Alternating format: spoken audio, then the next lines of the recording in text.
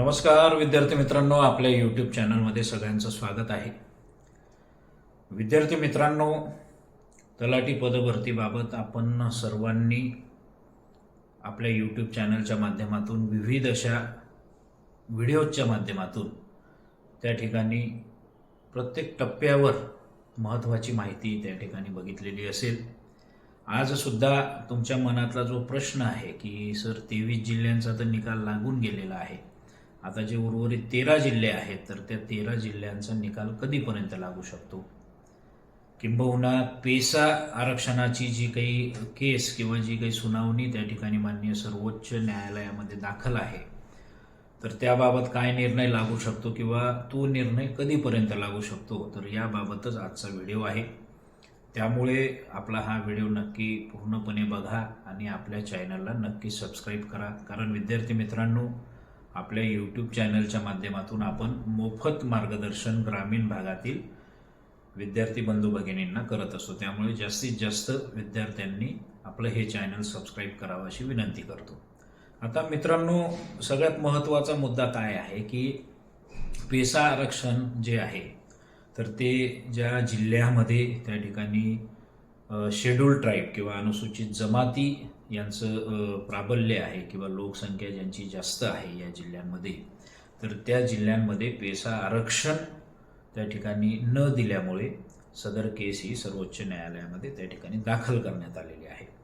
त्या ठिकाणी मग राज्य शासनाला प्रतिवादी करण्यात आलेला आहे आणि त्या ठिकाणी राज्य शासनाच्या माध्यमातून 30 जानेवारीला आता जी सुनावणी आहे तर त्या दिवशी राज्य शासनाकडून त्या ठिकाणी ॲफिडेव्हिट सादर करण्यात येणार आहे किंवा असं म्हणूया की राज्य शासन त्या ठिकाणी आपली बाजू मांडणार आहे. मग यामध्ये जास्तीत जास्त राज्य शासनाचा जो सामान्य प्रशासन विभाग आहे तर त्यांच्यामार्फत पुढील कारवाई करण्याचं प्रसिद्धीपत्रक त्या ठिकाणी आपण अप्पर जमाबंदी आयुक्त यांचं बघितलेलं असेल.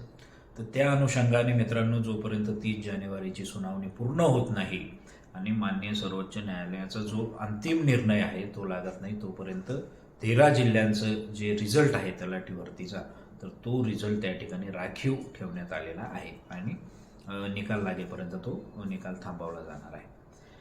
आता यापूर्वीच्या एका व्हिडिओमध्ये मी शक्यता सांगितलेली आहे की याच्यामध्ये जास्तीत जास्त काय होऊ शकतं की एक तर राज्य शासनाला माननीय सर्वोच्च न्यायालय डायरेक्शन देऊ शकतं की तुम्ही पेसा आरक्षण एक तर त्या जागा वाढीव करून द्या, त्या जागा वाढवून द्या, किंवा ज्या ऑलरेडी जागा काढण्यात आलेल्या आहेत त्याच्याचमध्ये पेसाचं जे आरक्षण एसटी पॉप्युलेशनसाठी किंवा एसटी बांधवांसाठी जे काही आरक्षण आहे तर आहे त्या जागांमध्येच ते एसटी आरक्षणसुद्धा तुम्ही आरक्षित करून द्या. या पद्धतीचं एक डायरेक्शन सर्वोच्च न्यायालय देऊ शकतं आणि जास्तीत जास्त मित्रांनो 15 फेब्रुवारीपर्यंत हा निर्णय अंतिमतः लागण्याची शक्यता आहे.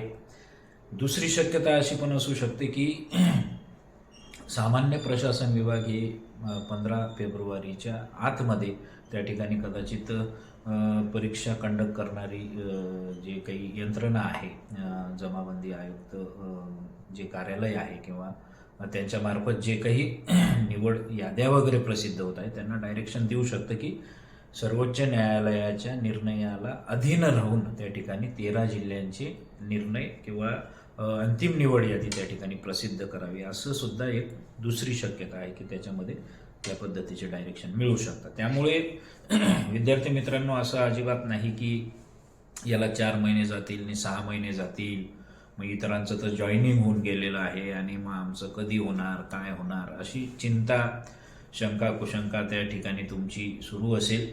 त्यामुळे शंका कुशंका चिंता करण्यात अर्थ नाही.